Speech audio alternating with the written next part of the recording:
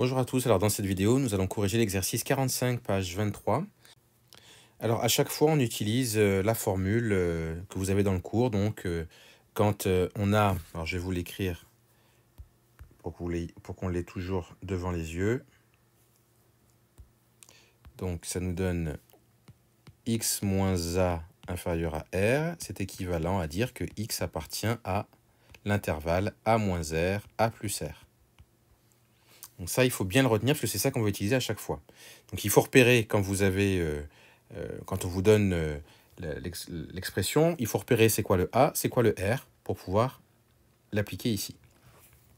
Alors on a valeur absolue de x inférieure ou égale à 6. Ici, valeur absolue de x, on pourrait aussi l'écrire valeur absolue de x moins 0. C'est pareil.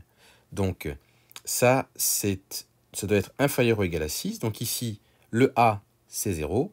Le R, c'est 6.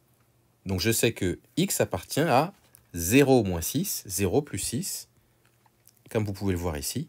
L'intervalle est fermé puisqu'on a inférieur ou égal. Donc ça peut être égal à 6. Donc c'est pour ça que c'est 0 moins 6, 0 plus 6. Donc x appartient à moins 6, 6. Voilà donc pour l'intervalle, pour le premier.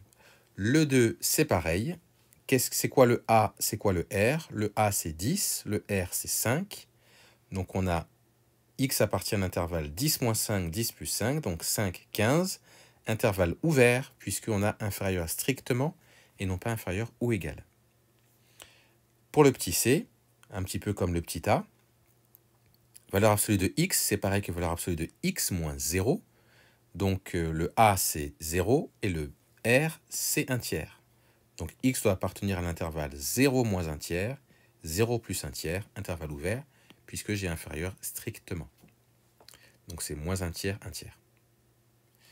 Alors c'est pas parce qu'il y a une valeur, pour le petit d, c'est pas parce qu'il y a une valeur, une racine carrée que ça change quelque chose.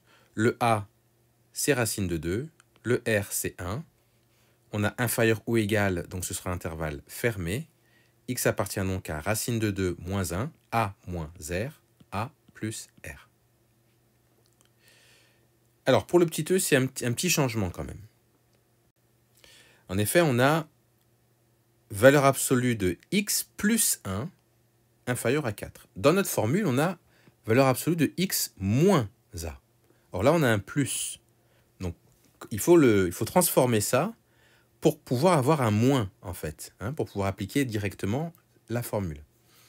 Donc, valeur absolue de x plus 1 inférieur à 4, c'est pareil que x moins 1, puisque vous savez que moins 1, c'est pareil que plus 1, mais ça permet d'avoir un moins ici, et non pas un plus. Donc, du coup, on a une correspondance entre ce qu'on a écrit ici et ce qu'on a ici.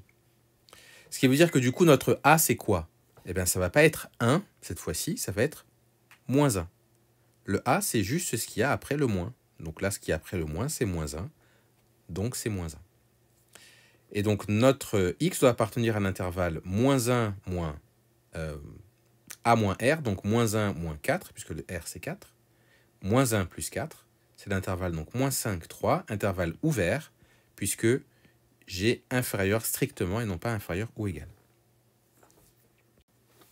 Alors, pour le d, c'est pareil. Petite différence par rapport à ce que vous avez dans le cours. C'est-à-dire que là, on nous dit valeur absolue de x doit être supérieure à pi. On n'a pas inférieur, mais on a supérieur. Or, nous, dans le cours, tout ce qu'on a vu, c'est avec inférieur simplement.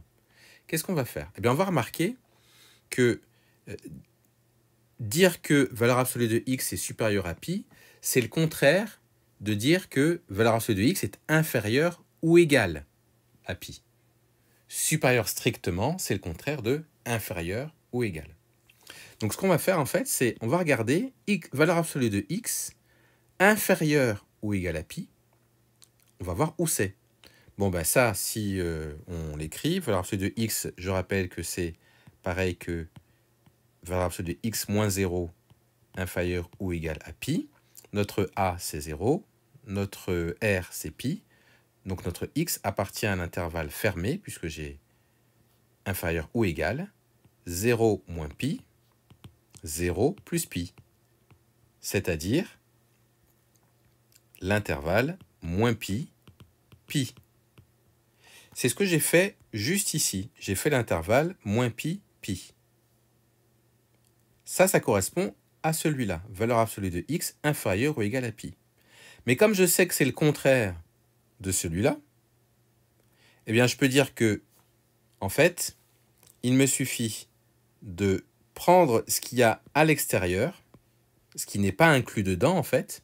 Je prends tout ce qui n'est pas inclus dedans, donc ce qui est là et ce qui est là, et ça va me faire l'intervalle qu'on recherche, c'est-à-dire, on va